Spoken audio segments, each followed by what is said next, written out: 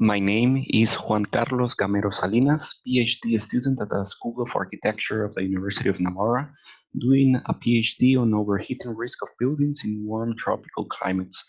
I will briefly summarize the study that my research team and I did on the influence of building form on energy use, thermal comfort, and social interaction, based on a post-occupancy comparison of two high-rise residential buildings located in the tropical city of Singapore. The tropics is not a high CO2 emission region. However, estimations show that it is one of the regions that will be most affected by climate change, with hot temperatures to be reached during the second half of this century, according to the last IPCC report. In this sense, it becomes more urgent the need to evaluate innovative building design strategies for the tropics that help improve the environmental performance of buildings. In 2015, two housing projects, Skyville, a dozen, which I will call Building A, and Sky Terrace, a dozen, Building B, were completed in Queenstown, Singapore. Both buildings have a near identical demographic breakdown, are exposed to a similar microclimate, and constructed with a similar palette of materials. The primary difference of these two projects is their approach to form. Building A has a significant degree of porosity, with gaps in the facade that let natural airflow pass through the towers. Also, an inner void that runs vertically through each tower accelerates airflow and acts as semi-outdoor buffer spaces that mediate between outdoor conditions and apartment interiors. There are 12 vertically distributed sky terraces that, with the sky roof, act as social spaces. Each apartment opens onto this inner void with which it interacts socially and environmentally. On the other hand, Building B is compact and less porous. It has 6 sky bridges as well as one sky garden above a multi-story car park. However, none of these sky bridges and sky gardens are fully sheltered, nor are they directly connected to the apartments. This study set out to assess the performance of both buildings in terms of energy use, thermal comfort, and social interaction, as well as to measure the extent to which performance can be linked to building form.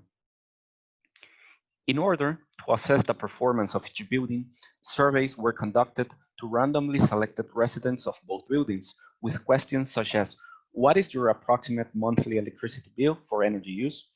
Or how many neighbors in your state are you friends with for social interaction? Or in terms of thermal comfort, how do you generally feel in the sky terraces for thermal comfort?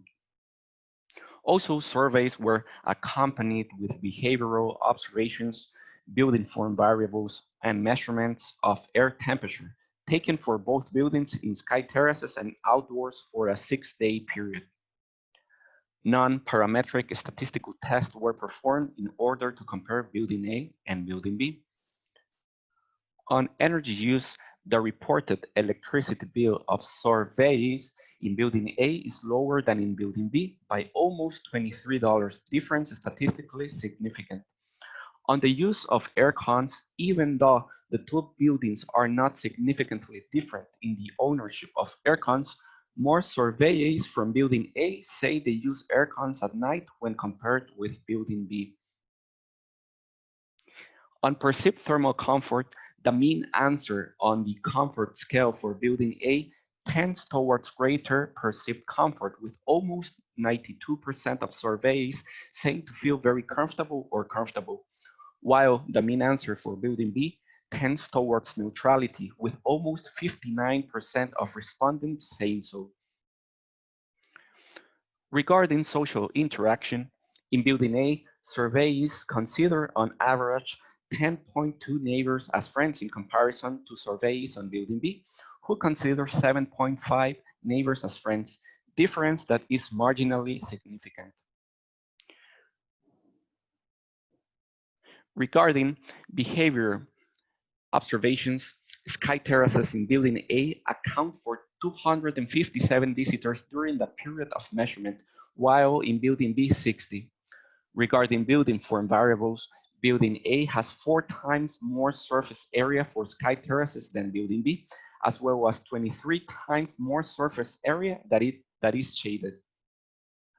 Regarding measurements, although the mean air temperature of sky terraces in Building A is slightly lower than that in Building B, the mean temperature difference between sky terraces and outdoors in Building A is almost 1.4 degrees, significantly higher than in Building B. What conclusions can we draw from these results? Well, this study suggests that Building A does better than Building B on improving occupant comfort, lowering energy use, and promoting social interaction, as well as integrating both social and environmental objectives through form-based solutions.